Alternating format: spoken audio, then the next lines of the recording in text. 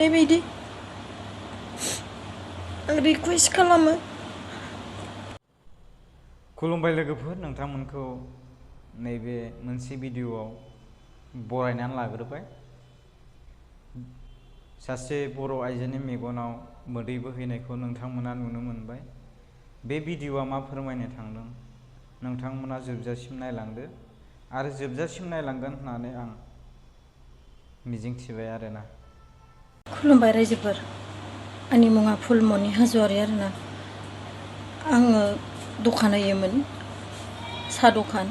आं साहा दखाननिफ्राय फैनाय समाव आंनि फैसा बेगआ लामायाव गबोदों जानो हागौ। सोरबाफोर मोनदोंबा आंनो हरफिन, अननानै हरफिनथार, आं रिकुवेस्ट खालामो। आंनि डकुमेन्टस दङ, गारि लेखा दङ, सना रुफा दंमोन, माने सना गोदोनानिबो खोमानिबो। आंनो सना रुफाफोरखौ नाङा, आंनो डकुमेन्टसखौ मोनफिनबानो जागौमोन। प्लिज अननानै सोरबा मोनदोंबा आंनो बे डकुमेन्टसफोरखौ हर।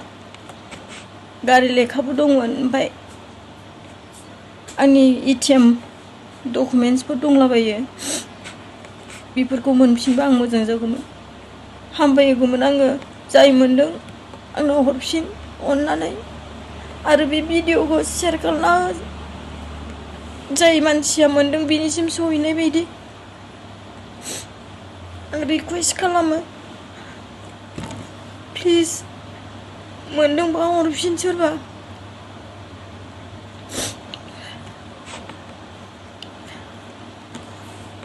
आं नाम्बार होगोन, आंनि कन्टेक्ट नाम्बार। बे नाम्बाराव बुंहरनो हागोन जाय मोनदों। प्लिज अननानै आंनो बे डकुमेन्टसफोरखौल' नांगौ, सनाफोरखौ नाङा। आंनि नाम्बारानो जादों 8882458500। प्लिज अननानै खिन्थाहर जाय मोनदों। फैसा दंमोन एसे, फैसाखौ नाङा, सनाखौबो नाङा आंनो। नांगौबा आंनो खालि डकुमेन्टसफोरखौल' हर। शेयार खालामनानै हो, जाय बे फैसाखौ मोनदों बिनिफ्राय बिसिम सहैनाय बायदि। लोगोफोर प्लिज, आं बेंटल बाजारावनो दखान दङ जोंहा। दखान आरो साहा दखानबो होयोमोन आङो। साहा दखाननिफ्राय फैनाय समावनो बियो माने फैसा बेगा मोनायाव लानायनिफ्राय गबोदों। अबाव गखो आं मिन्थिला। प्लिज सोरबाफोर मोनदोंबा आंनो हरफिन लेखाखौ। खुलुमबाय। आंनि एड्रेसानो जाबाय बेंटल होनो। ओमफ्राय बेंटलनिफ्राय आङो न'आव फैदोंमोन। न'आ जाबाय सनापुर, 2 नं बेंटल सनापुर।